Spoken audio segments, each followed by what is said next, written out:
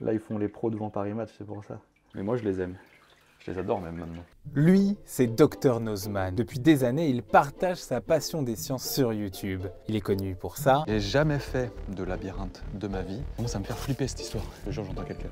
Et pour ça. Regardez maintenant ce qui va se passer quand je vais approcher un aimant. Mais aujourd'hui, il nous présente ses axolotes, des salamandres exotiques, et nous montre comment il s'en occupe au quotidien.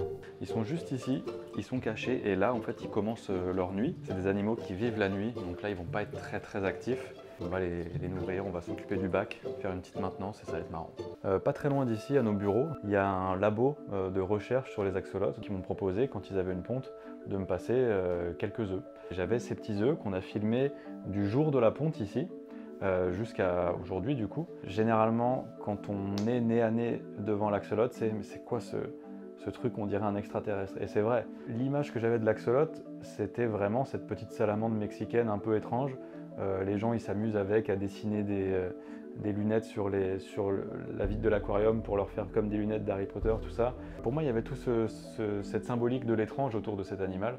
Je connais pas mal de choses maintenant sur l'axolote et c'est vraiment fascinant, quoi. C'est un animal fascinant. Pour s'occuper des axolotes, nous on a des petites lingettes. Tout ça. Donc d'une part, on a la nourriture, une brosse à dents, un testeur de paramètres de l'eau, des petites éponges abrasives pour venir cleaner les dépôts calcaires, un grand bac comme ça, avec le tuyau de siphonnage. Tu viens tout immerger et tu viens mettre de l'eau à l'intérieur. Donc ça fait des bulles. Tu fermes un bout, clac, avec le pouce, tu laisses l'autre dedans, tu relèves, tu viens mettre ça là, et si je lâche ça, ça fait sortir de l'eau. Et donc, après, tu viens comme ça viser, et tu viens tout aspirer. Lundi, mercredi, vendredi, on a cette petite maintenance qui dure une demi-heure, trois quarts d'heure. On vient remettre 5 litres d'eau. Donc cette eau, elle est déchlorée, on l'a fait décanter en fait. Normalement, eux, ils aiment bien être dans une eau à entre 15 et 18 degrés.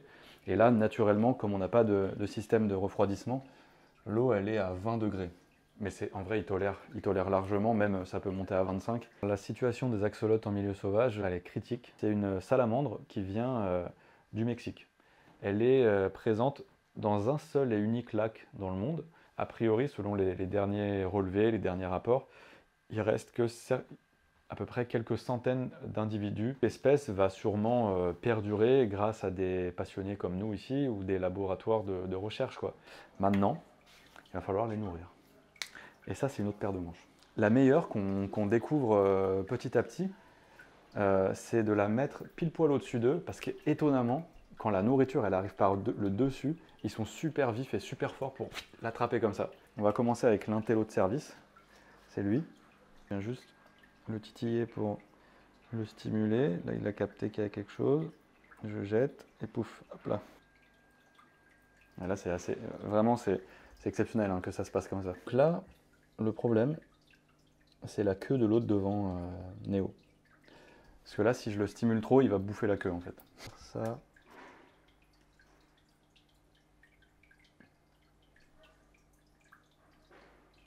Bon, pour l'instant, ça se passe bien.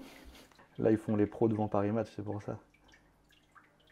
Non, c'est trop grave, ça se passe jamais comme ça, faut vraiment s'en rendre compte. Faut compter à peu près entre 1500 et 2000 euros pour tout. Le bac, le filtre, les racines, les roches, le sable. Après, le truc, c'est qu'une fois que ça c'est investi, la nourriture, ça coûte pas très cher. Je pense que long terme, un chat, ça coûte plus cher. Par contre, un chat, c'est plus indépendant. Ouais, c'est plus indépendant, c'est plus simple, et t'as plus de câlins, t'as plus de tout ce que tu veux.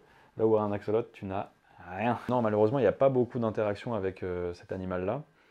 Si ce n'est le nourrissage. Alors pourquoi il s'appelle néoténie? En fait, le mot néoténie, c'est une faculté que les axolotes ils ont, qui est de conserver des caractéristiques juvéniles à l'âge adulte. D'ailleurs, les scientifiques pensent que cette néoténie, c'est ce qui fait en gros qu'ils ont un peu ce pouvoir de la jeunesse éternelle, de pouvoir tout faire repousser. Ils peuvent faire repousser leurs pattes, leur queue, leurs branchies. Si elles sont mangées, elles vont repousser. J'ai eu la chance d'avoir des parents qui étaient assez ouverts au fait d'avoir des animaux. Ça change vraiment des animaux classiques qu'on peut découvrir, et surtout aussi ça permet d'apprendre tout un tas de choses, quoi, et aussi de se responsabiliser mine de rien. Maintenant je les adore, c'est c'est mes petits bébés, quoi, clairement. C'est pas parce qu'en fait, on n'a pas de contact direct avec eux qu'on va pas développer de l'affection. On va tout de suite leur trouver des petits défauts, des petites qualités, des petits traits marrants chez eux et ça va faire leur personnalité. Néo, il est un peu bête, il a développé ses petites tâches, donc il est trop mignon.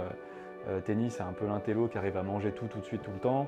Ça suffit pour leur créer un petit, tu vois, une petite personnalité, quoi. Et en vrai, moi, je me suffis de ça avec eux.